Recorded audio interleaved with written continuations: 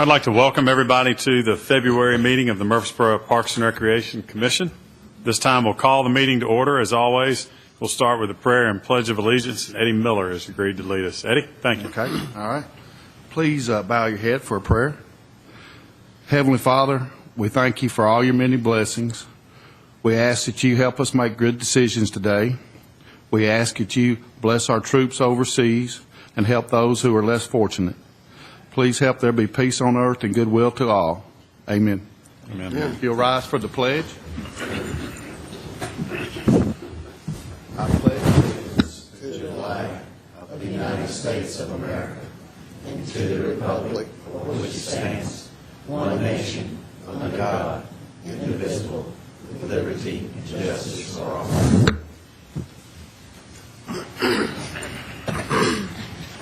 Thanks, Eddie. Well, everybody should have received their packet earlier in the week. Contained in that packet was the minutes from our December meeting. And at this time, we'll entertain any changes, corrections, comments on those minutes. If there are none, motion for acceptance. Hearing no comments, I move that we accept the minutes as presented. Second.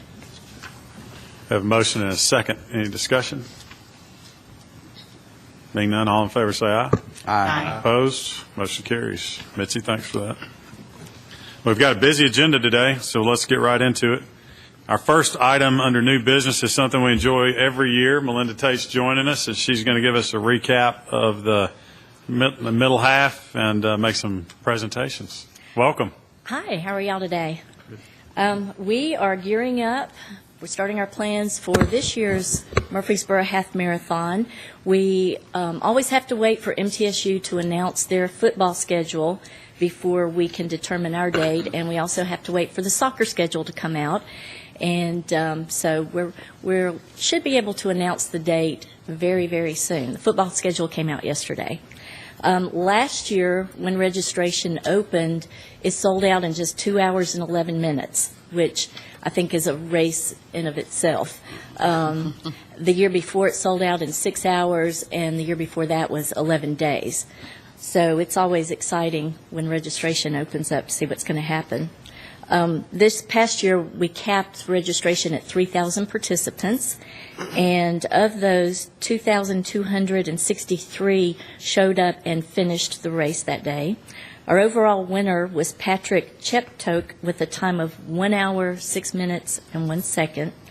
Lanny Marchant broke our female course record with a time of 1 hour, 15 minutes, and 32 seconds. And then she went on the following week to set a new Canadian record for the 10K. So we've got some really fast runners coming to this event. About a third, 34% of our finishers are from Murfreesboro. And then 95% are from 127 cities from all over Tennessee.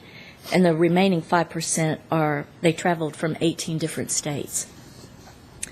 The oldest finisher was 84 years old, and he had a time of 2 hours and 59 minutes. I challenge any of you to race him.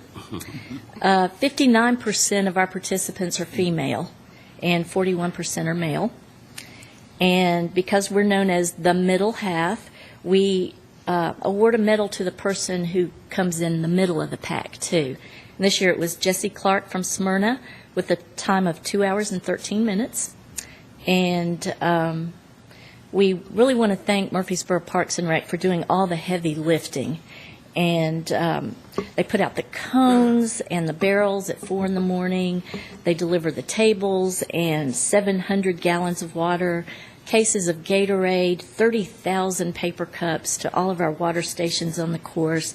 They make sure that the route is clear of debris and other hazards.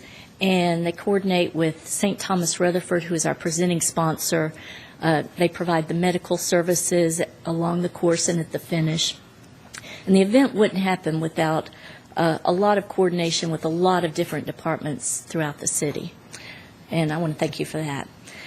Normally, I would have a lot of people here waiting to receive donation checks, but because we're doing this so late, I went ahead and distributed them, knowing that they probably could use them. The Murfreesboro Half Marathon was not set up to benefit a specific charity. With that being said, after all the dust is settled, any monies that we have remaining, we look at different organizations that have helped us with the event or who follow the same mission that we do, whether it be health, running, getting kids active, things like that. So we look at those type of organizations and distribute some funds that way. And I'll just read this list very, very quickly. $17,450 were given to these organizations for helping out during the event. Discovery Center, Rockville Elementary, Lions Club, Rotary Club, Noon Exchange Club, Riverdale ROTC, Girl Scout Troop 1609, Junior League, Candle Wishes, Karma Care, Special Kids, Holy Cross Church, Siegel High School Cross Country, and there are a lot of cheer squads from different high schools, and they physically showed up and helped us with the event. The next group were organizations that we felt not only did they help directly, but also indirectly to the event and to the running community. Greenhouse Ministries, Oakland's Historic House Museum, Main Street Revitalization, Triborough Racing Series, Rutherford County Convention and Visitors Bureau, Murfreesboro Police, the 100 Club, Hershey Track and Field, BRAA for the MTSU track, Friends of the Greenway, and Murfreesboro Parks and Rec. So we gave out a grand total of $42,950 to local organizations. And I think that's one of the things I'm most proud of, is to be able to contribute in that way. And does anybody have any questions at this time? Need training tips for coming year? Okay, thank you very much. Melinda, thanks. Great work. Thanks. Next item under new business is a consideration or review of the McKnight Park Master Plan. Lanny, I'll turn it over to you.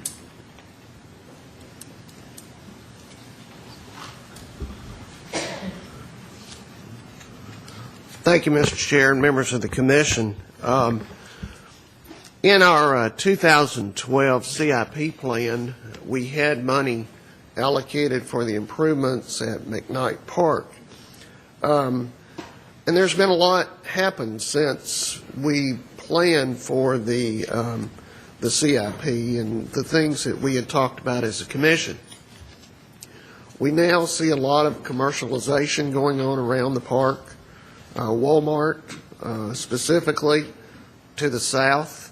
We know that there are other developments that are springing up in the northwestern portion across from DeJarnett and Haynes Drive and all around. So one of the things that Administration and Parks and Recreation said is, let's look at this park. Let's see what this park is doing and how it is providing recreation for citizens, and what is the impact of all of the commercial development that is happening around it. And we know that a few years ago, we unencumbered land for the development of the airport, for the master plan of the airport. McKnight Park was attained sometime in the early 70s. It was 152 acres called the McKnight Farm. There was 20 acres dedicated to the airport for the runway. And we developed a master plan that showed a corporate picnic area on the opposite side, actually on the east side of the park, or east side of the airport. And we had a lot of other developments that went in there. Well, because of the advent of the airport expanding, because of all of the zones that are around the airport, and if you really get into looking at the airport itself, there's a lot of restrictions about height of things that can be in the area and so forth. And so it really kind of drives the development of the park. What we've done is we've gone back and we've asked Lowson Associates to look at the park and look at it from a framework of saying, where is the park going to be in this development in 20 years, and how can it still be functional as a park? And they went back and they looked at it. We talked about the events that we had. Spring Fling is one of the big events that we have out there, but we have a lot of other tournaments, special events. 4th of July is a big event at the park. And so when we started looking at that, looking at the parking we needed, looking at the commercial development, all the things that were happening, we've come up with a remaster plan of the park. And I'd just like to share with you what the remaster plan is. And if I can, I'm going to move away from the podium. Grab this microphone.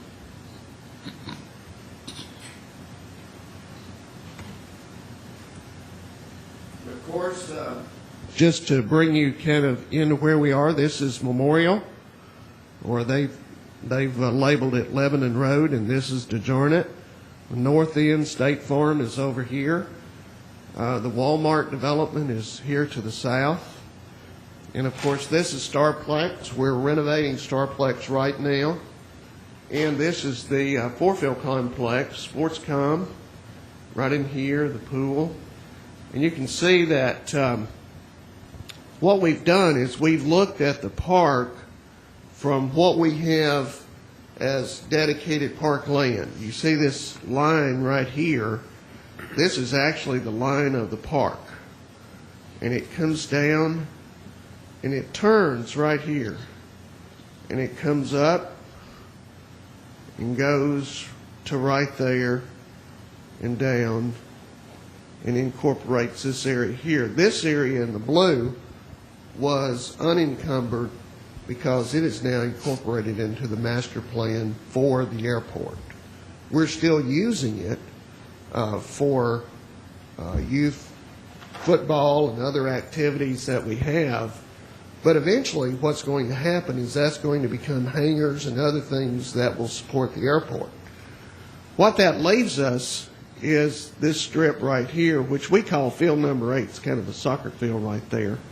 And then Walmart borders right here, and we know that there's options on a lot of these properties along this way for out parcels that will support the developments around there. So what we've done is we've gone in, we've looked at the park itself, we've looked at the parking that we've needed, and we've said, how can we make this a functional park from now on 20, 25, 30 years from now? So what we've done is this. We've got a small maintenance shop over in the corner that's in the airport area, okay? So we've taken it and we've moved it into this corner, knowing that in the future it's going to develop and we're not going to have that. We've looked at the parking. We still have parking here, and we've developed additional parking.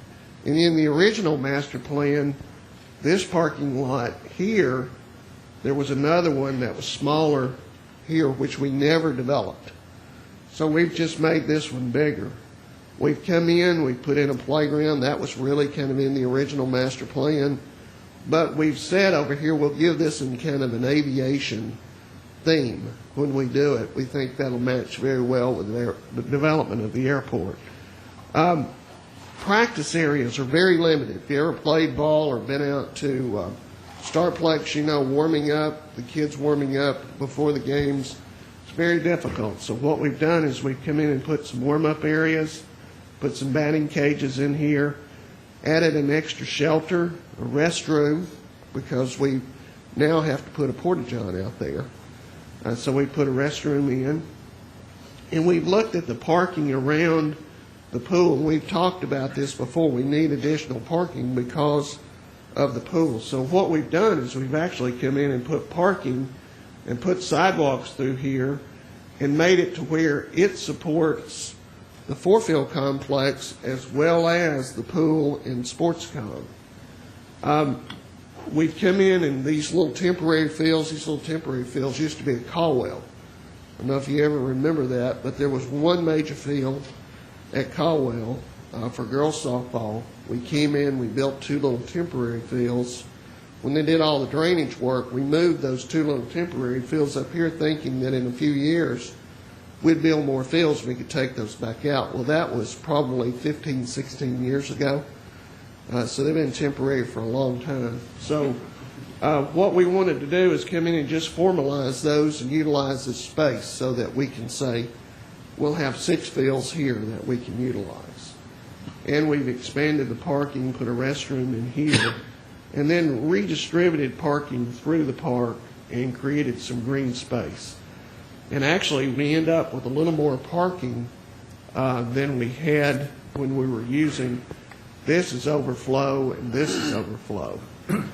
What we've determined is that all the portions that you see in green and dark gray would be the new development in the park. The blue would eventually come out because of airport development. And the yellow, what we've said is we think probably the best solution for that piece of property is to surplus that from parks. Go ahead and consider making that a commercial venture there, letting folks that may want to buy these out parcels here consider that is an option, and take that money and redevelop into another park area. Now let me tell you how that works. And I'm going to move back over to the podium.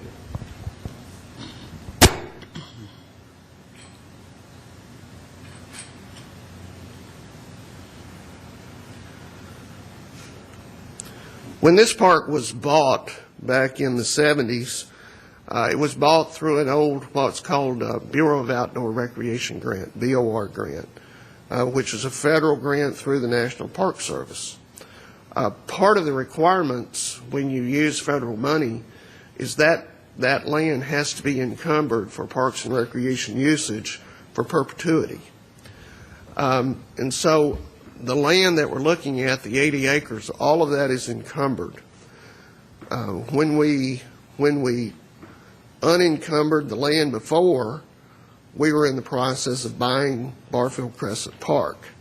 So we unencumbered about 50 acres at McKnight, and we encumbered 110 acres at Barfield.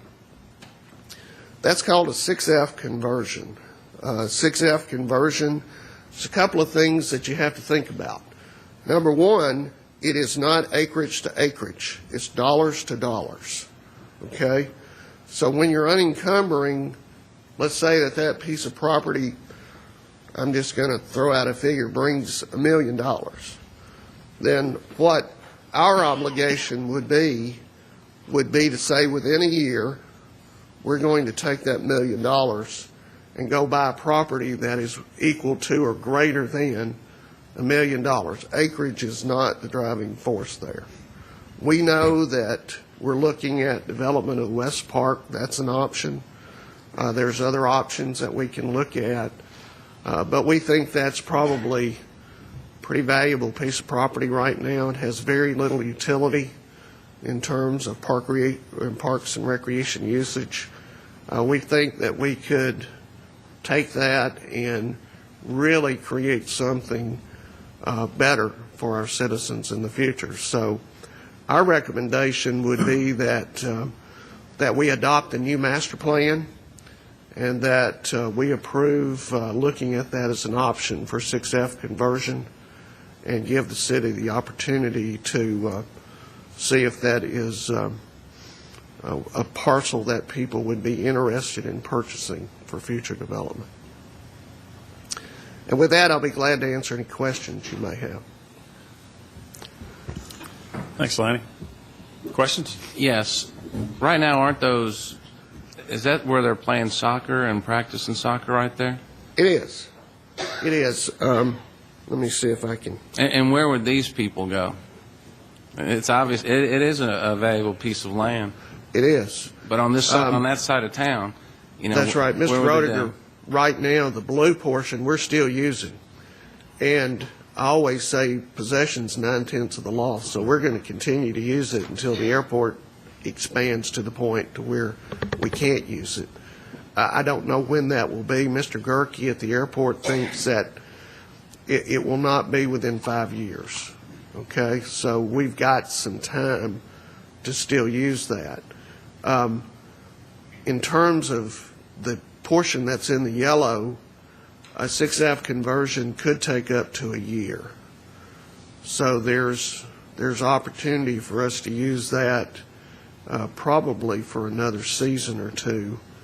And I know right now in the West Park process, we've advertised for land. We've got 19 proposals in. We've evaluated them. We're looking at different parcels and going to be talking to property owners and hopefully get some development, possibly, if the council will go along, buy a piece of property and start developing in the future. And in our assessment for the West Park, that was a consideration that we made, that we're going to have to replace that type of usage in that particular park or other park areas that we may be able to purchase. Lanny, the yellow part is how many acres? I think they listed at It's at 80, I think. Is that 80? The 80 acres or? Okay, and then the entire 80 acres would be the yellow and the blue? the entire 80 acres would be the yellow minus the blue, along with the balance of the park. And kind of like what Tim was asking, the football and the soccer teams are practicing or playing kind of where the blue is right now. Is that correct? That's correct. And then the yellow is kind of on the other side of the road. Just they're not playing on that right now. We do utilize it some, but not all the much. time. It's not lined off. It's not the lighted fields. The Right. 3 lighted fields that we have are in They're all the in the blue. Right. And we hope that that'll be okay for 5 years or so. Yes, but we know in the future that's It's going to gonna go be gone. away. Yeah, okay. So Other the yellow is only a small part of it. It wouldn't be, we couldn't fit the football and the soccer people over there anyway. No, sir. Any other questions? Yes, sir. I just want to make sure I wasn't confused. The area in green, you were using present tense. We Yes, have sir. done these improvements. We have not done the improvements. We have not done- That is recommended improvements for future. Recommended improvements. And you're saying Yes, it was included in the 2012 Part of budget? it. Part of it. Part of it. So you're estimating there's going to be some additional funds required to do this that you're Yes, going sir. to be asking the city council and this commission for? Yes, sir. How is that going to impact some of the other things that we're trying to do with regard to the tennis facilities and other facilities? It would be other considerations that we would make in the future in our 5-year plan, capital plan. This year, 2014, City Council has already adopted the CIP. Those improvements would be in the 15 and beyond plan, so it wouldn't affect what we're doing presently. Okay. And we had talked about this several years ago about a partnership, so to speak, with the city schools, because several city schools, for example, have some old tennis courts and there's some old ball fields and others. Has that been explored to incorporate, like the loss of this soccer, football practice area, along with maybe doing some of the other renovations to include, we know we're short of tennis courts, we know we're short of ball fields, we know we're short of a lot. Has that been explored? Is that something we can do? And I know we got our schools director here as well. Right. I know Dr. Gilbert and I have talked about this several times, and I know that we have gone out with some of the present facilities that we have and done some assessments, especially some of the tennis courts, and we know that we're going to redo 2 of them this spring at Case and Lane. And in the afternoons, I know Dr. Gilbert has been really good about lifting some of the restrictions. We're using those. We schedule them through our athletic division. We've talked about in the future looking at developing the school grounds as a part of our comprehensive master plan that addresses neighborhood needs. Because generally speaking, the schools are set right where kids play, and if we can dual those for park areas and school grounds at the same time, we think that we get dual utility out of those. And that's something that we've talked about, developing them so they're beneficial both for the schools and both for the parks. And we've done some of that with our programs where we've gone in and helped develop some of the gardens, develop some of the outdoor classrooms, and so forth at school. And we did that through a pilot project, and that worked really well. So we think there's a future there. And Dr. Gilbert, if you want to. Yeah, I'm very interested in getting our tennis courts up to where they need to be, and that's something I'd like to talk with Mr. Goodwin about. I think it's something that we're ready for. We're looking, I know that you all use our gyms for the basketball. Correct. We recently started using the softball, baseball fields, and that's been very helpful to Parks and Rec. So I'm interested in continuing to accelerate that partnership, particularly with tennis. I think with a partnership that we're about to grow with MTSU, you'll see gardening. I'm very interested into a farm-to-table program, which has to do with expansion of gardens, and so I think you'll see that kind of thing. So we work well together. We rarely get time to talk to each other as much as we'd like to have. But I am interested in the tennis courts particularly. I think there's a need for that with our schools now. Our coordinated school health program is really probably the best in the state, and what we're seeing there with the gardens and working with MTSU, working with Parks and Rec, I think can be a real benefit to our children. It just seems like we have a shortage. I know you've identified shortages of tennis courts, baseball, softball practice fields, and football fields. Correct. Big shortages. I wasn't aware that we had the biggest shortage in soccer fields, given one of the best parks in the nation at Siegel Park. I guess. And I know that our soccer folks, we met with our leagues last night, and they were recognized as the second largest league within the state. They have a little over 2,000 participants. So it just continues to grow. More and more people are participating in team sports, whether it's soccer, baseball, softball, football, lacrosse. You know, we have a very active lacrosse team right now, or league.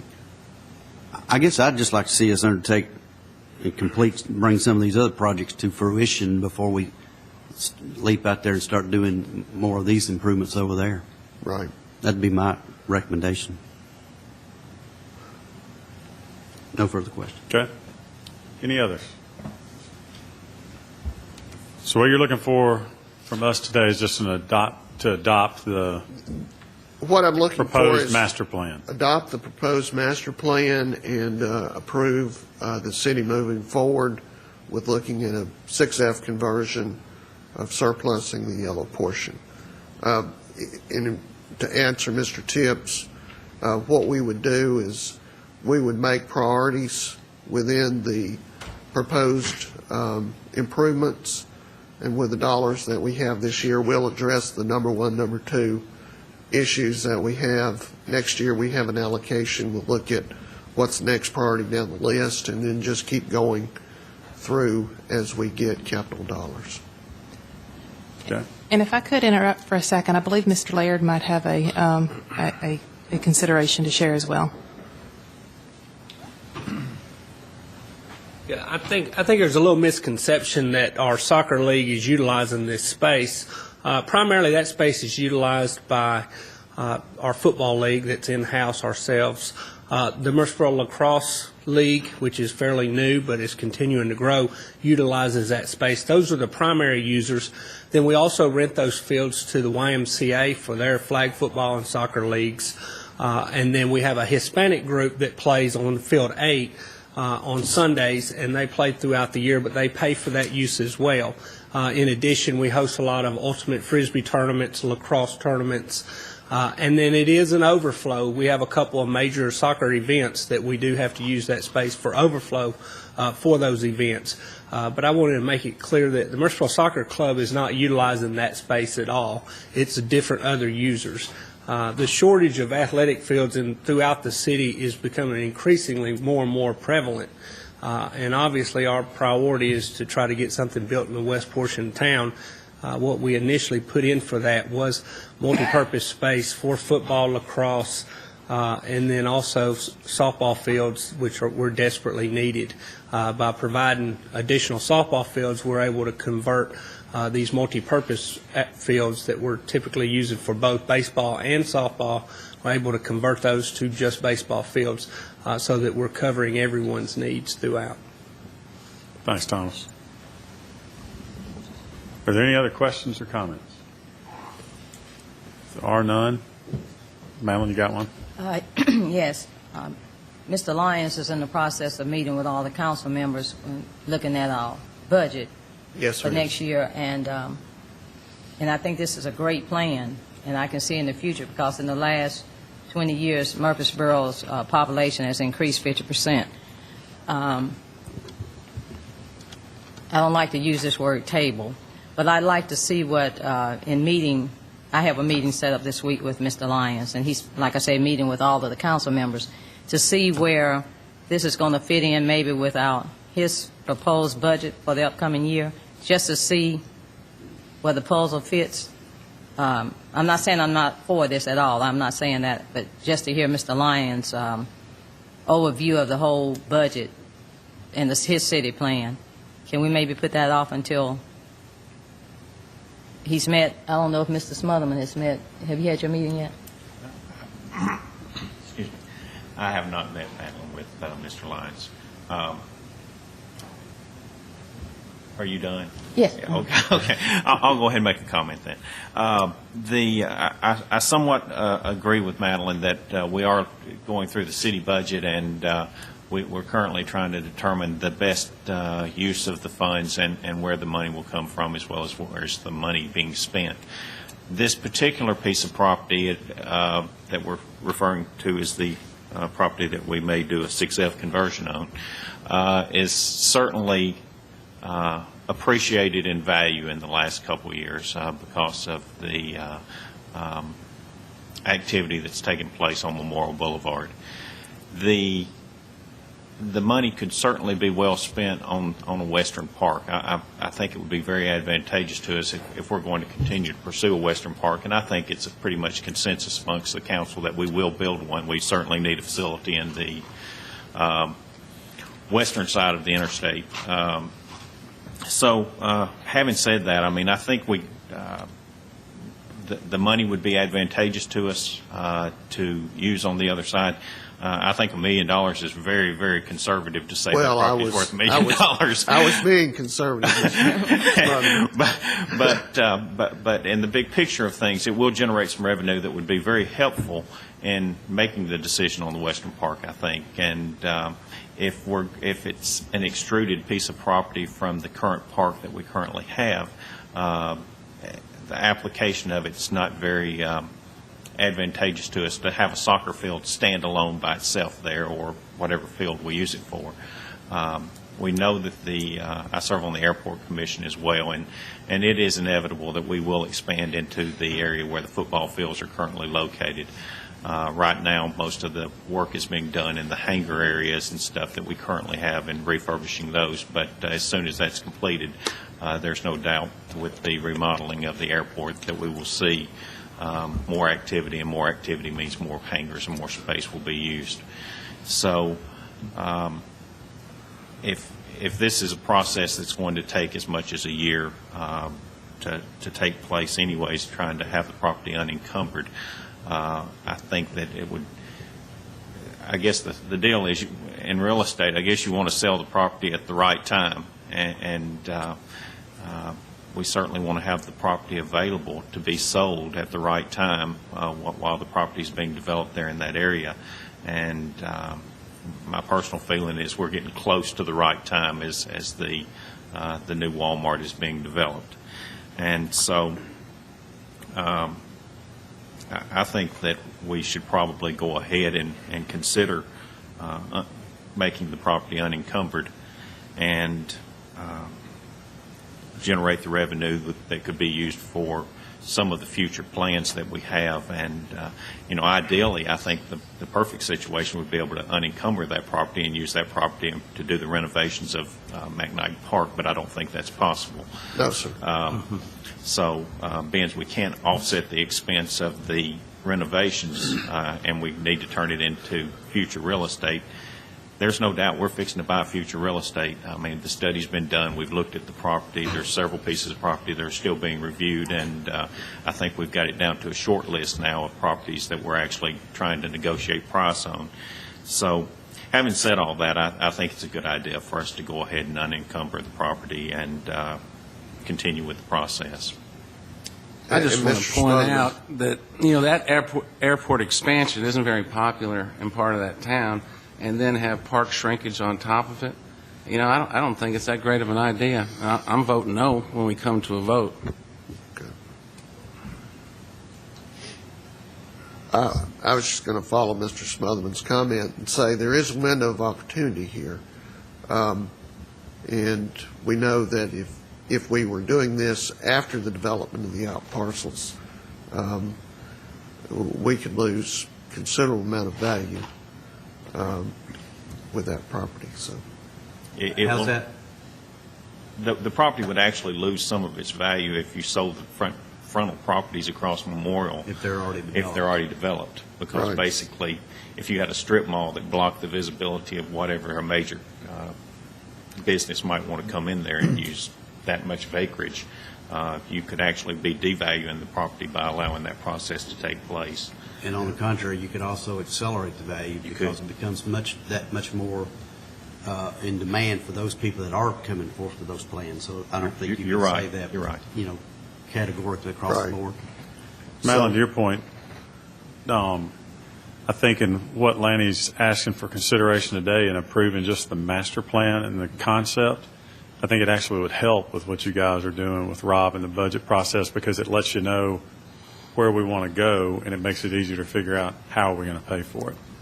Because as Lanny pointed out, we've already got some of this in the 2012 CIP right. that's already committed to that, so we know with the proposed, if this was an approved master plan, what that could pay for, and that would show you what we would need to stage out in future years as you put the phases of the project together, because certainly I don't think we're going to be able to do all this in 1 year. So, Mr. Chairman, let me ask you this. With the particular motion, there hasn't been a motion, but with the director's recommendation is to approve a remaster plan and convert the 5+ acres for the 6F conversion. Madeline's concern is about, I think, the budget coming forward. Can you not break this motion up if it would be the will of the commission to do the conversion and then approve the master plan later, or go ahead and approve both collectively and just with the stipulation about funding it in further future years? Does that satisfy you? Right, and not only the funding, just because like you said, and Ed is on the airport board, and I guess he can get more insight into that. I'm just a little, it's not that I'm unclear at all about what we're trying to do, but if we have, after looking at the entire budget, been bringing this into the picture, I know we're going to bring this into the picture, we're going to talk about it, but there's so many things, seems like it's not clear in the plan. But if you all just say you want us to look at the plan, only thing, just look at the plan, not saying we're going to adopt the plan. I'm for looking at the plan, if that's what we're voting on, just to look at the plan. I think all we're looking at today is just is adopting a proposed master plan to include the concept of the 6F conversion. There's plenty of master plans we've put in place that we've come back, guys, and changed them later. I mean, Yeah, I just wanted it's clarity on a that. concept of a master plan.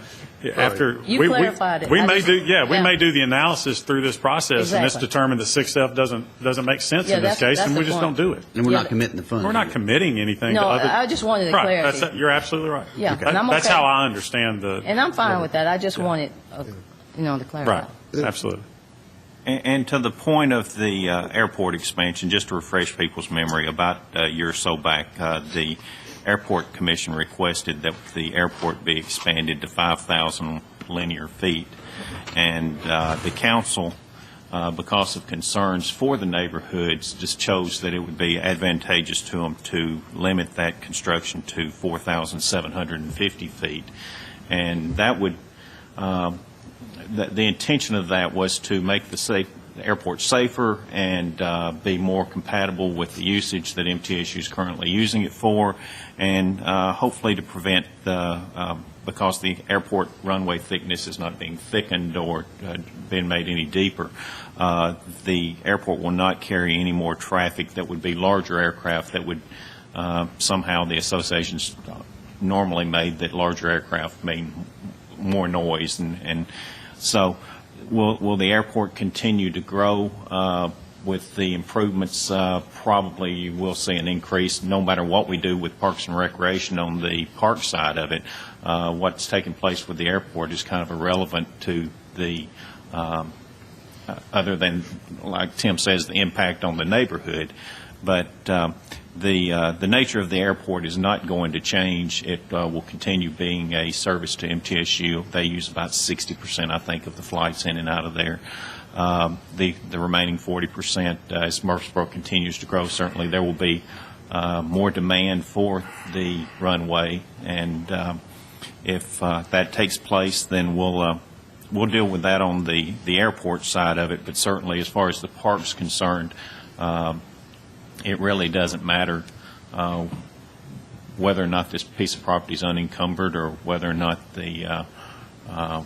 what the Parks and Recreation Department is using that facility for. The blue area I'm referring to right now, as need arises, that property will be taken over and used for the proposed plans that the Airport Commission has planned. But certainly it will not be impacted, nor will it have an impact on the parks and the decision that we're making on this piece of property as far as the development of the western park, the development of, or the changing and the improvements to the McKnight Park and Sportscom and those revisions.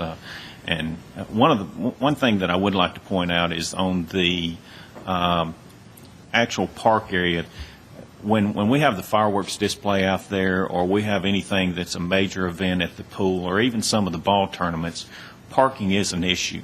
And we're having a great deal of parking on the grass out there. Basically, where this parking lot's planned is kind of the overflow parking currently. Correct. But it would be much advantageous to us to go ahead and continue with that plan, because if we don't add the parking, because currently we do have overflow parking that is in that blue area. And that Yes. parking area will soon be going away. And if we don't go ahead and plan for those parking spaces to go into the McKnight Field and the Starplex and those facilities, if we don't go ahead and plan for that parking and get those in there, we are going to create a problem down the road with parking, and which is already a small problem, but I think it will even be magnified by losing that potential overflow parking that we currently have in the blue area. Mr. Chairman, we've talked about this recommendation for quite a while now. We don't even have a motion for Mr. Rudiger to vote against, but I'm going to go ahead and get it out there. I'm going to make a motion to adopt the director's recommendation for a remaster plan with a 6F conversion if it's feasible, funding, not part of that package. So that's my motion. Second. We have a motion and a second. Any other discussion? All in favor, say aye. Aye. Opposed? Opposed. Okay. Thank you. You Thank did you. a good job. You did. It's good discussion. Thanks, guys. Lanny, you're still up. Don't go away. We're doing Lanny's going to talk to us about the Sportscom building renovation. Yes, thank you, sir. And thank you for the good discussion. If you want to look at one person that always is opposed to taking away parkland, you're looking at him right now. But I can tell you that looking at this one, when you're sandwiched in between a commercial development and the airport, and we know that that piece of property is not going to have very much utility and could be worth several $1 million, and you could go buy 100, 150 acres for future park development, it just made a lot of sense. So that was the reason that we're here and trying to get that done. So we're just looking toward the future, and I do appreciate all of the insights that you give for that. The renovation of Sportscom, we have an agreement that we're proposing from Johnson & Bailey for architectural services. Of course, Sportscom was built in 1986, opened in 1987, had very little except for cosmetic improvements done to it since its opening. It does need a new roof, needs HVAC, it does need some structural repair, and we're looking at the possibility of doing some expansion of our wellness area and maybe even putting a little more play space there at Sportscom, but it depends on our budget. Right now we have in our CIP plan $2,982,231.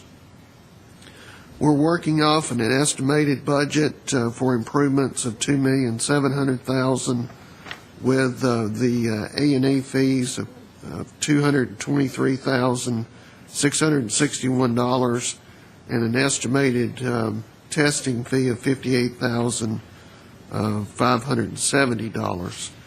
And so we'd like to go ahead and get started. Mr. Lynch has told us that if I can get this contract approved, he can have it out hopefully for bid in July. We're looking at probably 6 to 8 months of renovation for that particular facility. Like any facility that is that age, you don't think of it being 24, 25 years old, but it is. There's going to be things as we change out HVAC systems, as we take the roof off, as we do certain things that we will find in the planning stages. So that will pretty much dictate the scope. But what I've asked Mr. Lynch is to try to keep our scope within that budgeted amount of $2.7 million, and he has given me a contract for the amount that I've stated, not to exceed that. So with that, I would recommend the approval of the contract for the A&E Services Johnson & Bailey for the renovation of Sportscom. Okay, Lanny, thanks. Any questions? I've been over there, and that's very much needed. I cannot believe it's been that many years, because I remember when it opened. I do too. So we have no discussion. I'll make a motion that we do accept the services for the renovation of Sportscom. Is there a second? I'll second. Thank you. Any other discussion? Being none, all in favor say aye. Aye. Opposed? Thanks, Lanny. Thank you. Nate Williams. Nate's going to give us an overview of the Cannonsburg Master Plan. Welcome, Nate. Thank you, Mr. Chairman, members of the Commission. As you know, Cannonsburg Village was opened in 1976 as a bicentennial project. Since then, it's become one of our most unique and recognizable parks in the whole system. We serve as hosts for Pioneer Days, Harvest Days, the City Schools Back to School Bash, which is a big event, and of course Uncle Dave Macon Days. In those 38 years, we've taken a lot of wear and tear over that facility, especially on the walkways, access points, and parking. What we're looking at doing is entering a professional services agreement with Lowson Associates to develop a site master plan. We really believe this is a critical step as we're approaching some much-needed improvements to the facility. Some of the areas that we're really going to consider with the site master plan are access points, our walkways, our security, parking, everyday park use, and then how we can make the park better for our big festivals and special events. The total cost for this agreement, as we end the professional services agreement, would be $9,600. That's laid out in the 2012 capital improvement plan. Total of Canonsburg of $220,000. It's specifically laid out in there as part of that capital improvement plan for the site master plan. So that's what we're requesting for today, and I'd be glad to answer any questions about where we've been and what we're going with this. Jay, thanks, Nate.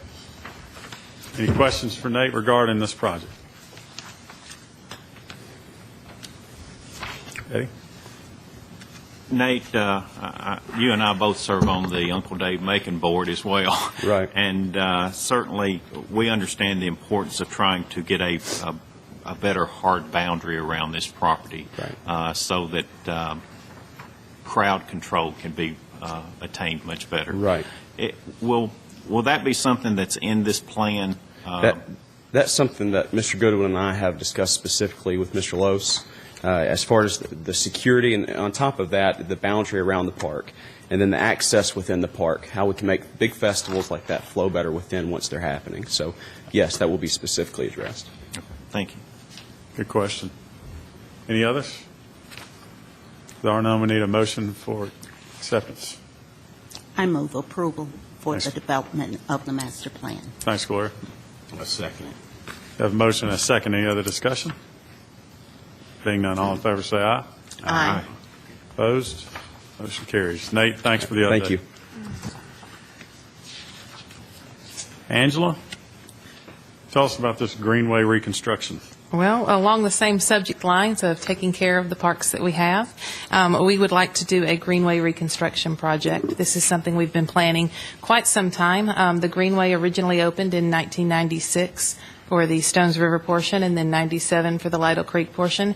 And we have been working to identify and assess all of the different things that we can do along the trail. Our priorities that we have for safety, for maintenance, for the betterment of the trail, so that it continues to offer the fine service that it does. We have identified 4 projects, and I've come today to ask for support to enter into an agreement with Lowson Associates for the architectural and engineering services to manage those 4 projects. The 4 projects we identified now are for the replacement of the parking lot lights at the General Bragg Trailhead and at the Thompson Lane Trailhead, for the replacement of the restrooms at Manson Pike Trailhead and at Thompson Lane Trailhead, and then also resurfacing and repairing the approaches at 2 small bridges that are on near the Overall and Canonsburg trailheads. Those are 4 priorities that we'll be addressing with this. Of course, our maintenance staff and city staff are continuing to work and take care of the trail in other areas. But this is what we would really need, the extra help from an engineering standpoint for the design and architectural engineering project management of those pieces. So I'm asking your approval today to enter into that agreement, and would welcome any questions. Thanks, Angela. Any questions regarding this project? If there are no questions or comments, we'll entertain a motion for acceptance. I move approval. Thanks, Gloria. I have a question before I take it. And I'll second it, but before we vote, does this cover the issues and concerns that we have with cracking and stuff along the Greenway system, or is this just addressing trailhead issues? This is just addressing the 4 issues there. We have identified asphalt needs and work. Sometimes those we can do through the city street contract. For example, we recently resurfaced near the 84 lumber area, and that was separate from this piece. And an area that we can address. We do have some other asphalt issues that we have identified and will be addressing in a separate and apart issue in the future. Yeah. Mr. Smotherman, generally we work through our engineering department with those and work with Mr. Griffith. We know that there's one area right now where water flows over the trail near Old Nashville Highway, and he's looking at that area specifically for what we need to do. And The old Nashville Highway area is certainly one of them that probably needs addressing. Also, closer down to Cannonsburg, we have several. Right, we've got a couple of true and I think roots that's and so primarily by forth. roots and stuff that are moving the surface upwards and stuff. Yeah. But, and they've been identified because they've got yellow lines and stuff painted on them. But Right. I guess the question was, that they've had yellow lines on them for probably over a year now. And the question is, would this take care of those issues? But apparently this is just for the trailheads. Not as a part of this project, no, sir. Right. Okay. Good question. But you did second, right? And I did say, yes. Any other discussion? Good questions. There's no other discussion. All in favor, say aye. Aye. Opposed? Motion carries. Angela, thank you. All right. Next item is a consideration for plans for the renovation of the Westview Mini Park. Angela is now moving to another location to go over that with us.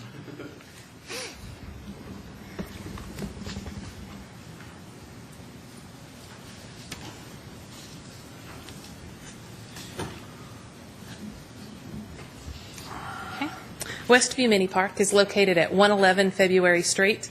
I have been before this group more than once the past couple of years giving you updates on that project. We are very excited to have those plans ready to put out for bid, pending your approval today. We have worked with Lowson Associates for the design of that plan. We have held public meetings with the residents, worked closely with some of the groups that are working in that area. The park itself it's just 1.4 acres. It's located at the intersection of February and Smith Street near Franklin Heights in that area. It's something that we're really proud to be making improvements to. The designs that we're looking at are in front of you today. Basically, we're going to be putting a walking or tricycle path around the outer portions of the park. We've got you can see, let's see if I can move my piece here. There at the lower portion right here is a small playground, and then the three circles that are represented above are play nodes. Those are small playground pieces, just separating things out a little bit. You can come up to the first area, and it will be like a spinning maypole like structure. There is a climber piece, and then also a swing set. So we are looking to really make that park a friendly, happy, usable space. On the either side of the playground piece are arbor swings, like adult swings at those sites as well. Something we're excited about these plans. I wanted to ask you for your support of this as we move forward, and we'll proceed with the advertising and bidding pending your approval of the plans. All right. Thanks, Angela. Any questions about that park? Anybody have any questions for Angela? Before I became a member of the city council, I did not know that park was there. Well, you are not the only You're not one, the only one. And, who does not know that park is there. Quite honestly, it's not very fun right now. We're going to change that and make it a better play space. yeah, one Sunday, a group of people that lived in the area asked me to come out, and they had to give me the directions there. And when I got there, I said, wow, I didn't know this was here. We, as we started talking about this, had some staff that were also unaware of the park. So we're really glad to bring it to the forefront and make it something we're proud of. So we have no discussion. I would like to make a motion that we do move forward with this. Thanks, Madeline. Second. Have a motion and a second. Any other discussion?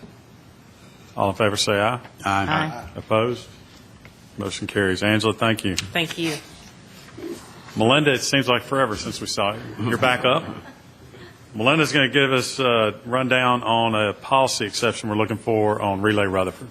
Yes, I'm looking for an exemption to the Greenway policy for the Juvenile Diabetes Research Foundation, or JDFR, to utilize the Murfreesboro Greenway system on Saturday, May 3rd, 2014, for Relay Rutherford, which is a 53-mile team relay race across Rutherford County. They've received an exemption the past 2 years, and the event has not caused any impact whatsoever on the normal Greenway operations. The policy reads that there shall not be any events on the Greenway except for the Gateway Island area. And we do have some provisions that they will need to follow, that no part of the Greenway system would be closed at any time. They may place a traffic cone to direct the runners at the points that they enter and leave the Greenway. And approximately 75 runners total will be using it, and they will enter the Greenway one at a time, one every 5 minutes. So you wouldn't know the participants from any other user of the Greenway. So it's not like a pack of runners starting at one time. The Greenway portion of the event will be considered an unassisted section, which means they will not have water stations or anything like that on the Greenway. And the route does include at-grade railroad crossings, and participants must be instructed to detour or wait if a train is present. So I'm asking for an exemption to the policy. Thanks, Melinda. Does anybody have any questions about this? If there are no questions, we need a motion. I'll make that motion, Mr. Chairman. Thanks, Eddie. Second. Madeline, thank you. We have a motion and a second. Any other discussion? All in favor say aye. Aye. Opposed? Motion carries. Thanks for your work on that. Nate is going to tell us all about the Pioneer Days barbecue cook-off at Canonsburg. That's And, right. I think you're looking for an exception as well. We are looking for exception. What we're requesting is authorization for you to authorize the overnight use of the Canonsburg Trailhead for designated people that we allow to use overnight for the barbecue cook-off. We did this in October in conjunction with our harvest days. The expanded event made more options for people coming. I think it was generally good for both parties. They'd like to do this again on April 26th with the Breakfast Rotary Club and have a cook-off on the Canonsburg Trailhead while we have our Pioneer Days. What they would like to do is begin setup that night for their cook-off, and then also begin some of the cooking processes that they can do to have the best barbecue they can. So Ms. Baker has given us the contract back with her approval, so now we're just requesting your authorization to allow overnight usage of the Canonsburg Trailhead. Okay. Mr. Chairman, I so move. Second. Motion and a second. Thank you. Any discussion? All in favor say aye. Aye. Motion carries. I heard good things about the original event. I heard it was really good. Thank you. And eating barbecue sounds so much better than running across Rutherford County. Eddie, I totally agree. Totally agree. All right. Let's see. Bart, welcome. Bart Fight's joining us. He's going to give us a recap of the holiday special that just recently ran.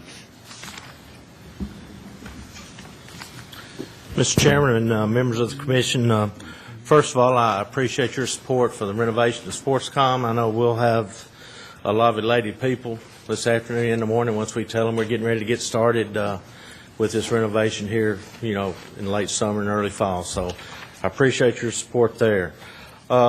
We just finished up our buy one get one free on our holiday special, and what we did in December, we had the buy one get one free on the yearly or monthly, and then in January we had our buy one get one free on the yearly or monthly, 25% off of that. So if you missed the December special, you could catch up in January and get the 25% off. But as you can see on the screen, our revenue reports, I know Patterson beat us this year, and I hate that. We always try to compete, but Tom and them did a great job over there at Patterson, as their staff did, as well as our staff, on especially toward the end of the month and right before Christmas when everybody comes in for the Christmas gifts. I know our front desk staff and Patterson's worked very hard up there, and we saw them right there before Christmas and at the end of the year, and also the end of the month of January. As you can see, our revenue has gone up every year. Our revenue at Sportscom was down a little bit. I've talked to staff, just questioning, why would ours be down a little bit? And it could be the odd year where they bought the buy one get one free the last year and got this year free. Could be competition in town, and I know there's some here in town, and I know we're always looking at new ways to bring in innovative programs and also activities for the kids and adults. I know Mr. Goodwin challenges us every year to bring in some new programs to try to get some more citizens out, get them out to our center and enjoy what we can offer. So, like I said, right in front of that, I appreciate your support on the buy one get one free. It's been very successful. All our customers look forward to that every year, and I appreciate that. I wanted to give that to you for your information If there's any questions or comments. Thanks, Bart. Anybody have any questions for Bart? This is a huge program It's every year. a It's great really deal. popular. Appreciate it. And one other thing I want to touch on before I leave, we just had our polar bear plunge, January the 4th, and I know myself, I know Nate was out there about 6:15 that morning, and it was very cold, very cold. And I didn't know. I said, I don't know if we'll have anybody today, but it warmed up just a little bit, got up maybe 33 degrees, 34. We were down a little bit in attendance there also because it was very cold. I know we had icicles on the slide. We had icicles on the bucket. There was icicles everywhere. But anyway, Mr. Goodman came out. We had a big turnout in the gym at 8:30. Thomas had his crew there to help out on the games. We had hot chocolate, popcorn. We had Chick-fil-A. Bojangles was there.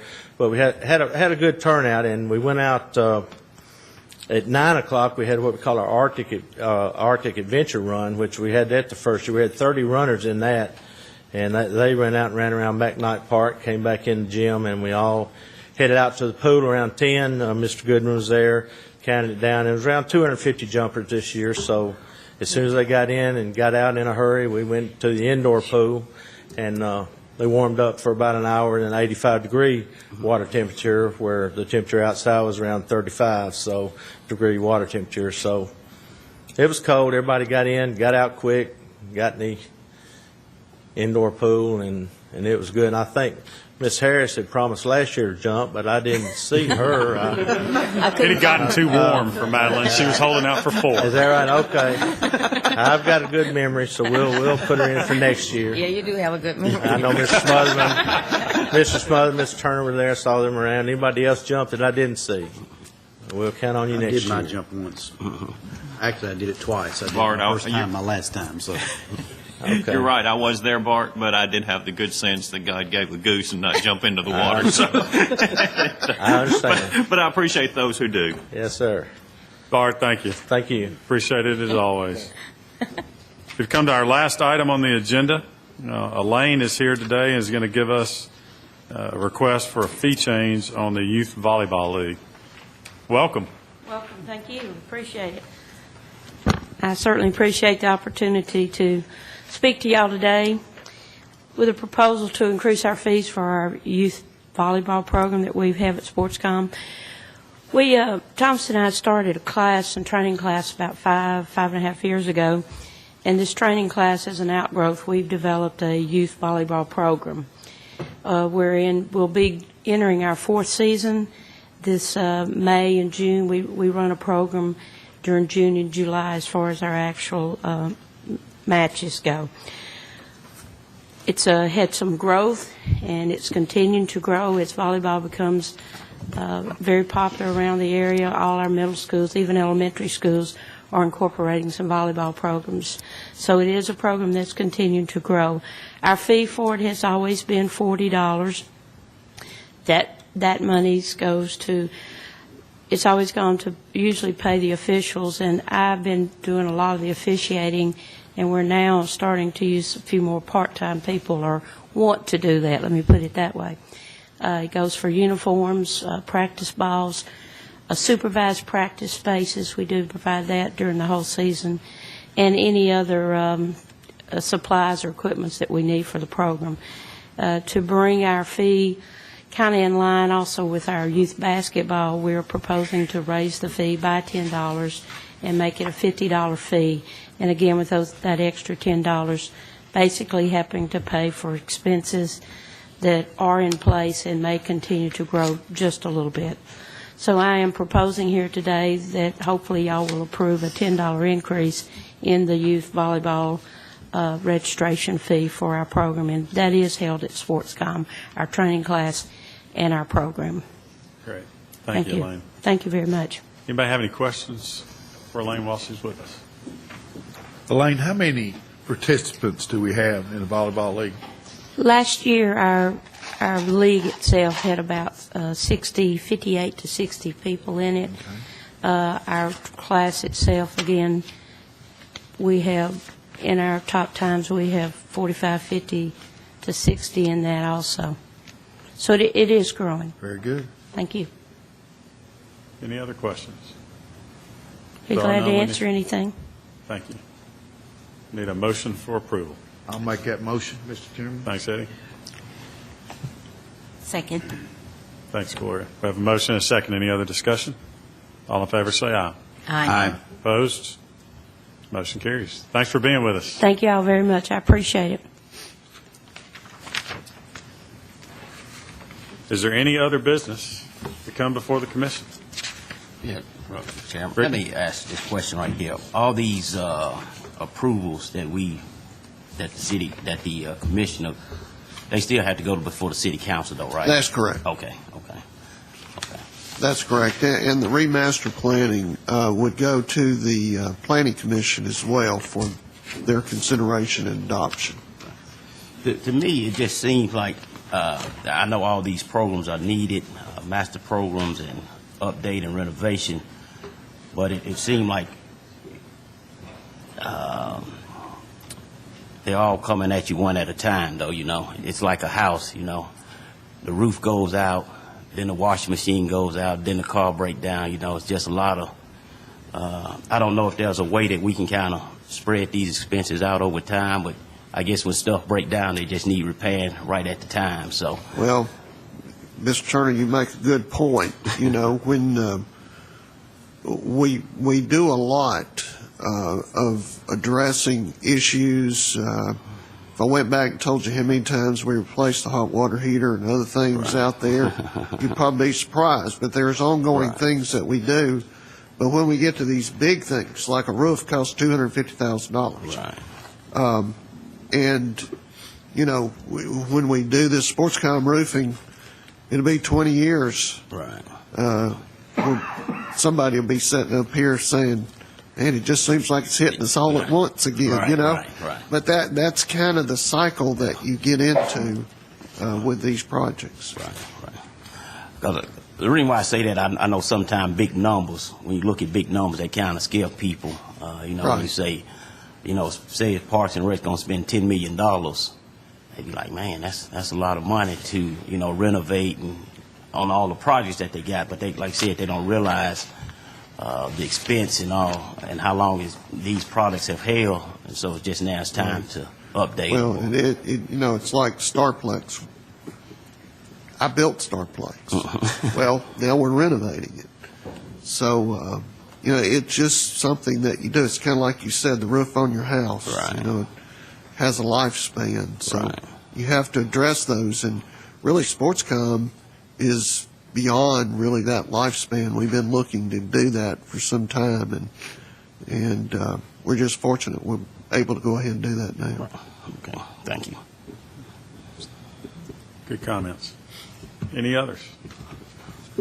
There are none. Thank you for your work today. We had a busy agenda. I appreciate everybody. Comments, discussion. It was good stuff. We stand adjourned.